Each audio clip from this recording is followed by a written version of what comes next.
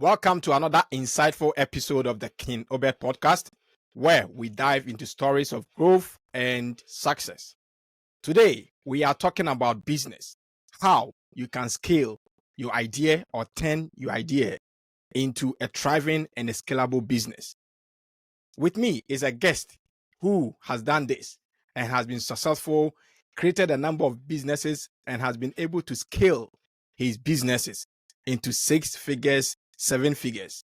He's here with me, and he's Dennis Akoto, giving us the roadmap from an idea to a scalable business. Welcome to the King Obed Podcast, Dennis. Thank you, Obed. It's a pleasure to be here. Great.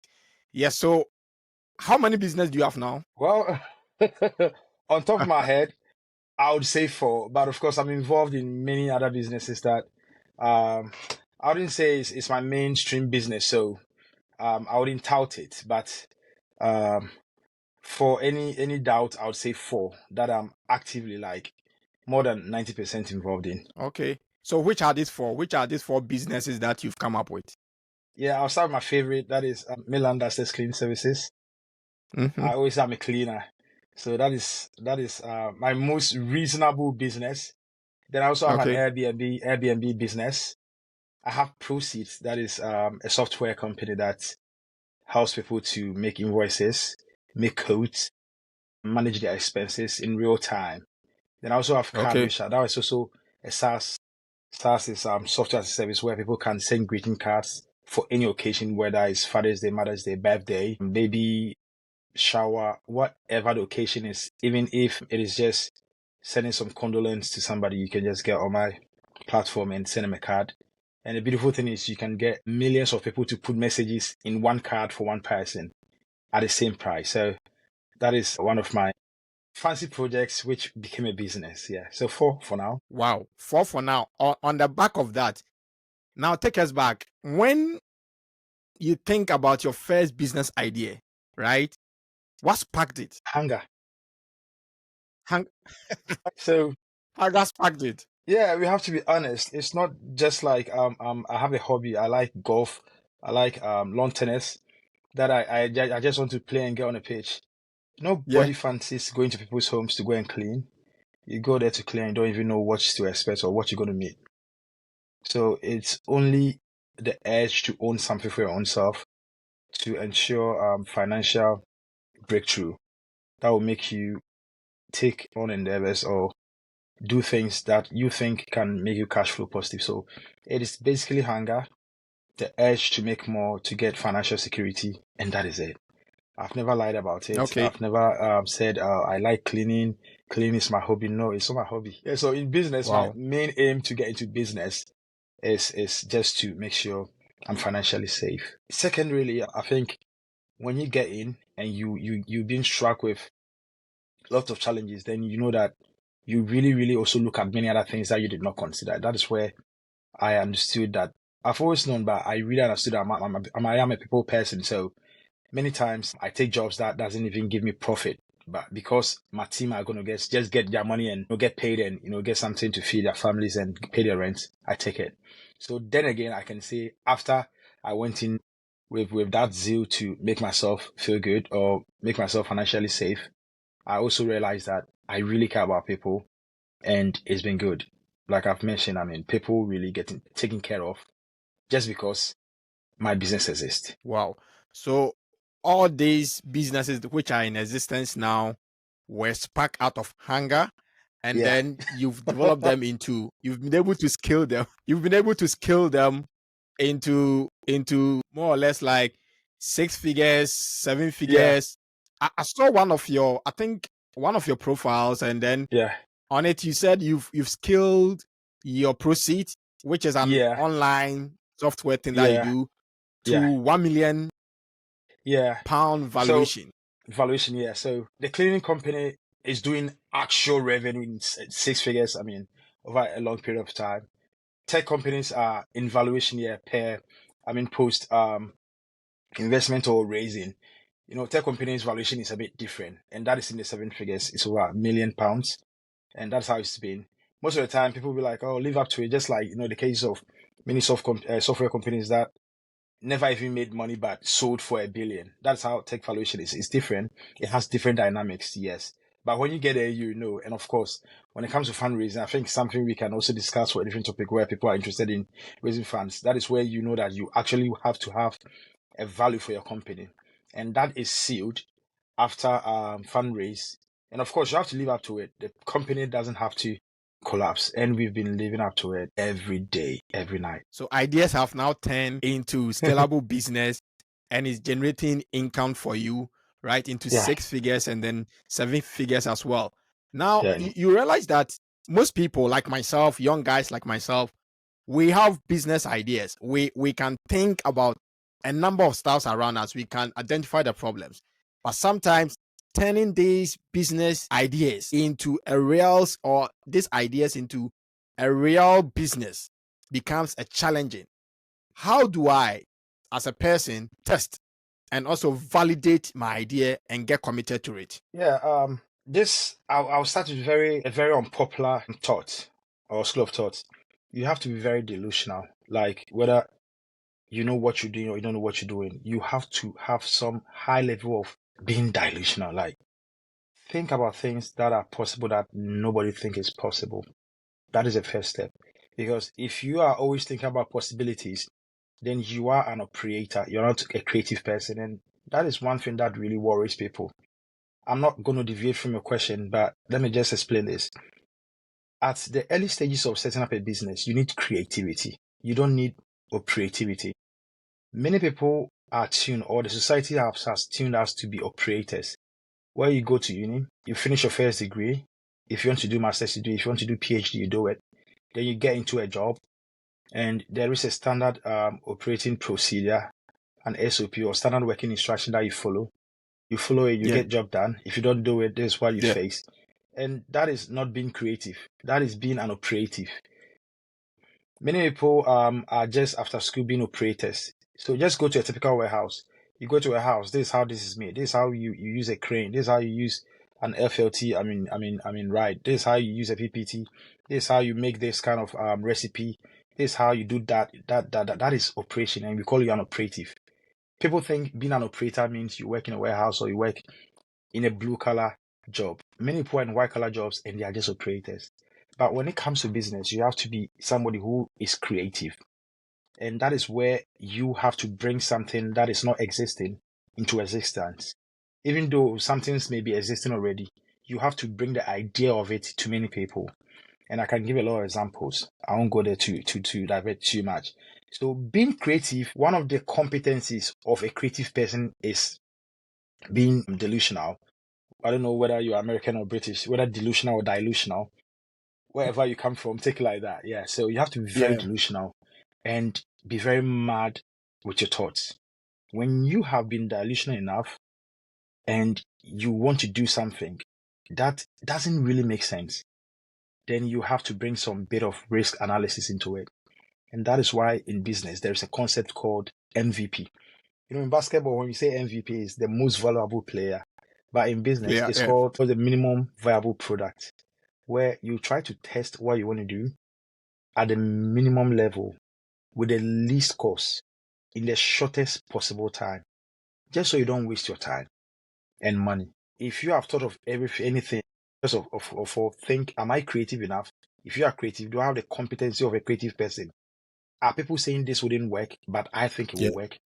Are people saying you are a 9-to-5 banker, you are a trader, you spend too much time at work, so you can't have 10 hours a week to start this business? Are you delusional enough to say that, look, I know I don't have time, but I'll do it? That's the first edge you have to get. Once you get that, then you can apply the process of MVP. I think if you want to go into an MVP, we are going to really, really spend 2 hours. But this is the little thing. This is the little analogy of about MVP. So let's use a car, for example. If you need to make a Rolls Royce, Rolls Royce is existing, but if you were supposed to start Rolls Royce, or you're supposed to make a car as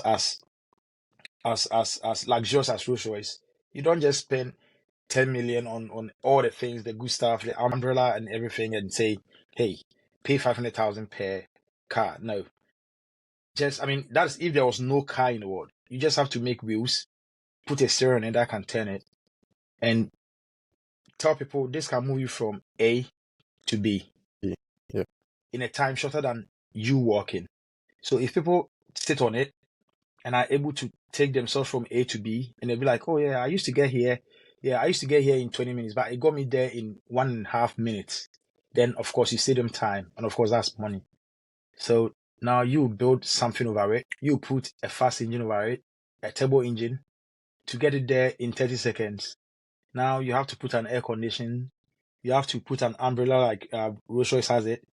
All of these, 9 things that makes it very, very, very luxurious. And that's what MVP means. So if people said that they didn't want that 4 wheels and a steering, that means you cannot make a car. People don't like a car. It could also be that you are too early. People will not adapt to the product, so you have to wait.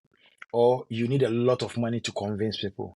But all in all, as a creative person, it tells you something that, look, people don't want it, or people are not ready for it, or the time is not right. Or if you want to make the time is right, if you want to make the time right, then of course you need a lot of money to educate people, and that is how it happens. So MVP in short terms is what I've explained. Just use a car analogy and go with it. Okay. That's fine. In establishing a business, right? You have an idea. What is the most important thing to have when you get the idea? Now, how do you launch that idea to now become a viable thing for you to champion? How do you do that? What are the process? What are the steps that, for instance, your business that you've established? What did you go through after you got the idea? What next? So for me, I just go to what sustains the business, and that is revenue. So let me give you an example of my cleaning business. This is what I did. I just wanted to do something to, maximize my income. And I knew at the time I was a civil servant. So I knew that I have some time after work because I finish work at 4. If I start at 8, I would have a lot of time from 4 to 9. It's good time for me. Even if I go to bed at 10, that is fine. Because I don't do anything. I have my leave days that I can take. So I knew I could get time to start something. So I decided to start something that doesn't require too much money. So first of all, look into your pocket. How much do you have? If you have just £1,000 or £500, you're not going to go into a cool business, a business that is going to require a lot of inventory, that you need £2,000 to buy stuff. Now you need to market it on Facebook. You need to get on TikTok. You need to get on Instagram, get models to wear it before somebody makes a purchase. That's a lot for somebody who is starting in business. So one mistake people make is many people want to do business, but they want cool businesses. They don't want cash flowing businesses. Example of cool business is what? I'll have a clothing brand. It's cool. You go on a dinner with a lady and what do you do? Oh, I run this clothing brand. It's nice. But imagine taking a girl out and what do? You'll be like, oh yeah, I'm a cleaner. It's not really cool, But that is where the money is. Yeah, I mean, you can say you have a cleaning business, but typically you're a cleaner because you're starting. Yeah, so forget about the cool businesses. They cost a lot to start. Go for the businesses that will make you money. So back to where I started, I didn't have to do an MVP. I didn't want to have to do, a product. But I did an MVS, minimum viable service. If big cleaning companies were using top-notch equipment, in products that, like liquids that they spray on a greasy table and it dissolves it before you wipe it away, can I afford it? I cannot. Okay, so I can go to Tesco and get a £2 product. Yes, it's going to take me a lot more time, but I need to get a job done. So when I realized this, I did not even buy them. I'm like, how is the money going to come in? So I'm back to where I said the first thing I did was to go for the revenue. The only way the money could come in was put my service out there. Nobody who wants you to clean their house ask you to show me your equipment. So I just called. I'm a cleaner. I'm in Midlands. The person was in Coventry. I'm in Midlands. I'm very local around Coventry, Leicester, Nottingham. I want to clean your home because I've seen you've advertised here, there. I was like, okay. How much will you charge for a 3-bedroom? I gave him the price. Would you be free by, let's say, Tuesday? I'm like, yes. So this was like 3 days before the job. I got a job. I agreed on a price. Now I went to buy a vacuum cleaner. Just one. I bought a vacuum cleaner. I took it off. And the box that the vacuum cleaner was in, I bought all of these materials, window spray, liquid soap, dishwashing soap, sponge used to scrub all of these shines. I bought all of them. I bought bleach. This thing didn't cost me up to £20. Vacuum cleaner at the time was like around 100 or let's say £110. So with less than £150, I was going to make over £180. So now I have equipment that I'm going to use for mini jobs. That vacuum cleaner, after years, is still there. So I have made money before even acquiring equipment for the business. So this is so safe. Even if this man bailed out of me on that day that, oh, sorry, I got it done by some other person, I have spent just less than £150. And that doesn't break my bank. And that is how you should do it. Go minimal. I did a minimum viable service. I went there, executed a job. I spent more time than I normally would spend now because I wanted to impress. I did it, got my money. I didn't have a cleaning van at the time.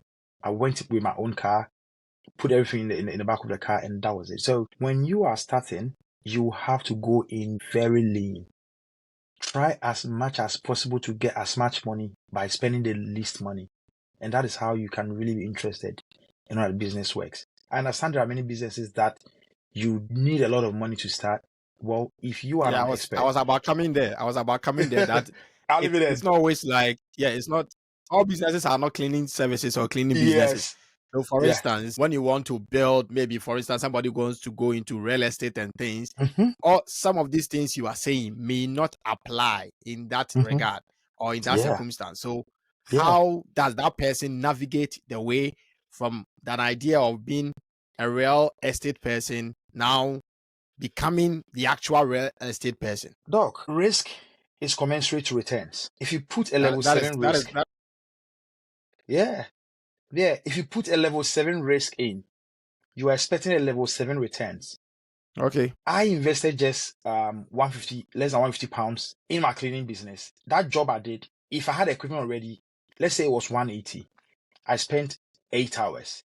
And at the time, minimum wage wasn't even up to 12.5. Let's say minimum wage was 10. I would have spent 10 hours on myself as a cleaner. Or if a cleaner went there, they would have been paid £100 £80 for 8 hours, right? And I bagged the £100, and that will go into transportation, let's say cost of material and everything. I'll be just grossing around £80 per job. So the risk of 150 gives you £80. It doesn't give you £500,000. So if you want to get into real estate, the returns are higher. Obviously, the amount of time you put in may not be hands-on like cleaning, where you have to be present every time. You may literally sit on your PC, just look at real estate properties, just go for one viewing, get your contract, get people there to do renovation, whether you're buying a house that's not newly built, do all of these things, and you don't need to be there all the time. So, and you're going to make more money than somebody doing the cleaning business. So likewise, it involves a lot of capital. And one thing with business is the fact that you're going to make money is promised. You may never make money in business. Like they always say, 90% of businesses fail. I don't know how that is true because I've done businesses and I've succeeded back to back. I understand that, yes, I am just risk assertive. And if you look at like my line of businesses, you know that I know what I'm doing. I go to a red ocean. We'll come there where business exists. So I don't go and try things that are new. Yeah. So the fact that you are putting money in business doesn't mean you're going to get returns. You might lose it. So if you are betting on making TK in 6 months, then of course you are investing a lot more money. Sadly, and that's why it takes quite a lot of money to get into real estate. I don't need a credit score to start a cleaning business. You need a good credit score to get into real estate. Yeah. Because they are going to assess you. Even if of course, as a starter, I don't think you have £400,000 to buy your first property. You may want to put 10% down, get the rest financed by a bank. So it takes a lot more to get a big returns. And like I said, risk is directly proportional to returns. So if anybody wants to get into real estate and they don't want to start a smaller business, to understand how to manage risk, to understand how to manage people, to understand how to manage cash flow, and they want to just jump into real estate, then they should know that they are taking more risk than I did. And if it hits, they are getting more money than I did. But they're going to blow more than you. Yes, but if they lose, they are losing more money than I did. So I would normally and naturally advise that if you have never started a business, get into a business that you wouldn't lose much if everything goes south. So like I said, if that man canceled that job that day, that Tuesday, I would have just lost the equipment I bought just before. And if he canceled 2 days before, I wouldn't even worry because I hadn't bought the equipment already. So you can imagine how I was risk assertive. That's how it should go. So more you do, more you get. Less you do, less you get. Wow. More you do, more you get. Less you do, less you Less you get. get. Yeah. So how many years have you been in this space, especially with that of the cleaning business that you keep talking about? How many years have you been operating? And when you were starting a business, do you have to focus on building one, the product? Two, is it about branding? Or three, is it about finding the customers? What should you do? I'll give you different nuances to this. So we'll come to a tech business, then we come to a cleaning business. Let's start with the cleaning business. For a cleaning business, people don't really care about your brand. They care about the outcome. So for a cleaning business, you just have to get a job. What I built when I was entering into the cleaning business was my sales skills. How can you sell your services before you do? Because cleaning is not, it's not one thing that is see the product. You are selling the outcome. The outcome. Exactly. And you have to be very assuring, convincing, and you have to sound very polite, because the first thing people check when you are coming to their home is whether or not you're a good person. And good people are normally polite. You can't be rude to somebody and be like, oh, this is my price. Let me know whether you go for me or not. If you don't go for me, I mean, go away. No. They will never come. Tell them, this is my invoice. Can I send you a quote? When you send a quote, you add it, add in the message that this is the code as we discussed.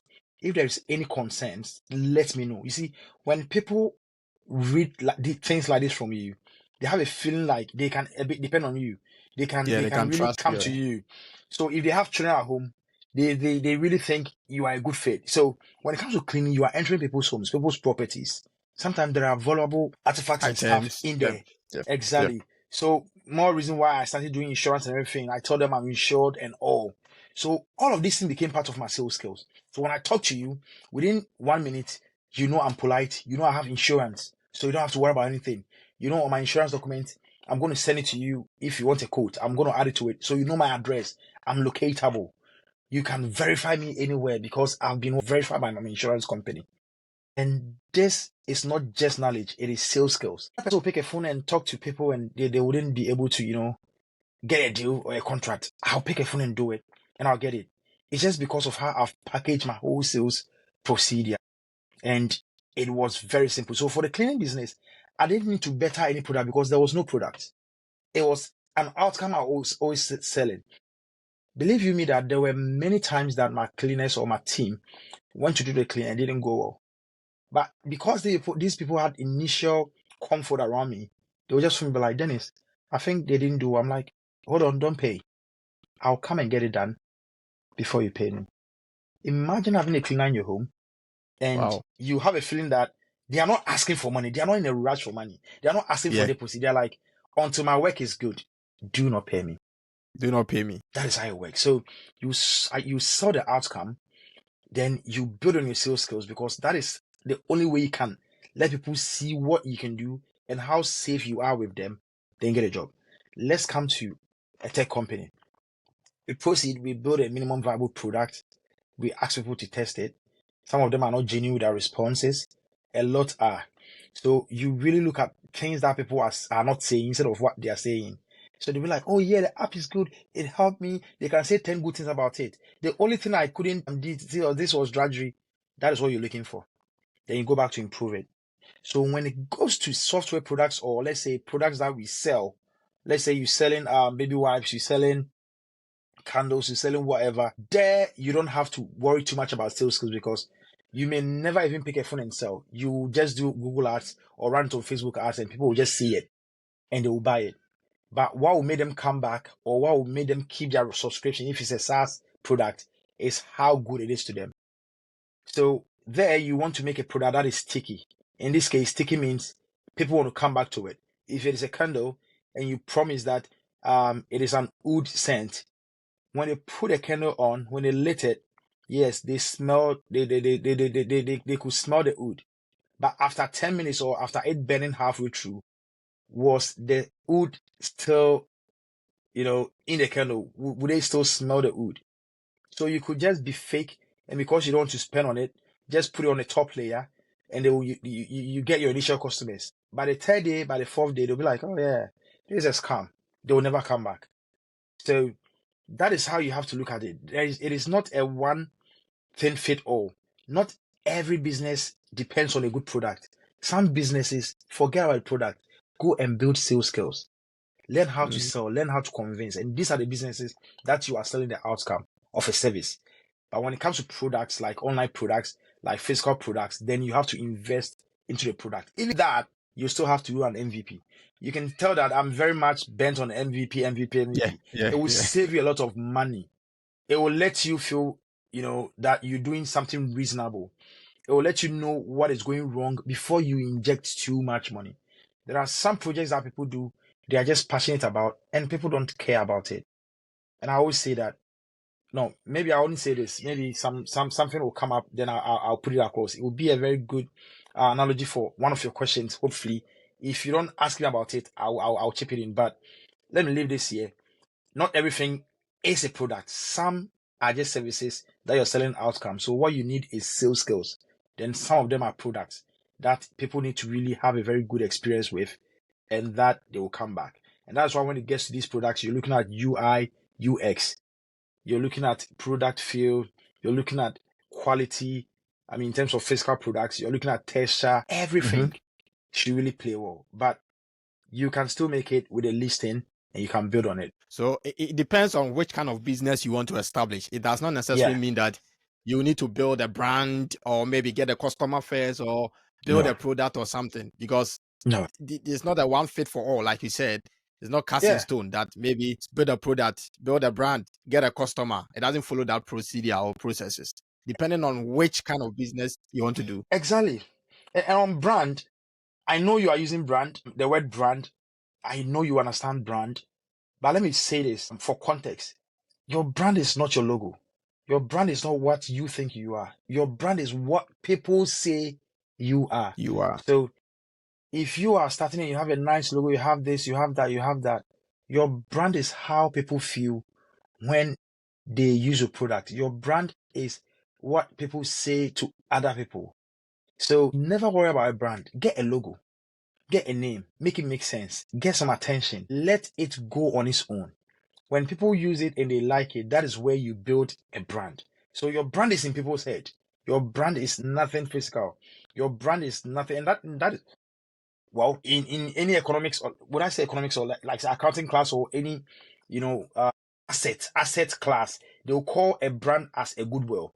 So goodwill is what you are as, Dr. Yeboah. You understand? So if you are associated with anything, what adds to it? So if somebody says I should buy this mic and I wouldn't buy, and you, Dr. Obed Yeboah, says, Dennis, buy this, and I buy it. Why did I buy it? But you bought it because I recommended it or I suggested exactly. it. Yeah. So who are you? The things I know about you, the things I've heard about you, what people say about you, what you know about this makes me believe that this is a good product, and that's a goodwill. And that is why people do not buy Apple products just because they need that functionality, that camera. Look, we are not photographers. We don't need that sharp camera and stuff. We buy Apple because of the fact that Apple has a very goodwill. So if you want to buy the Apple company, you're not just going to buy infrastructure and their computers and stuff. You are going to buy the goodwill, what people know about Apple. And that is phantom. Like, you cannot, nobody knows the value of it until somebody decides to pay something for it. There are some things that you cannot really evaluate until people agree to pay something on it. Yeah. So now, if I ask you what is the goodwill of Apple, if Apple is selling Apple to you and they say, okay, so what are you giving us for the fact that you are buying as Apple the product that billions of people know? How much will you pay? No. But it only becomes a known value when somebody has been able to buy it for this price, and we're like, well, yeah, now this is the value of what Apple, and that's how it works. So brand is never your logo, is never what you're doing. It's what people think about you. So what I said about you is your brand. If you have credibility enough to influence me to buy this microphone, that means you have a lot of goodwill, and that is your brand. So your brand is what people hear about you, what people say about you, and it's always in people's head. That is an elaborate explanation of what the brand is.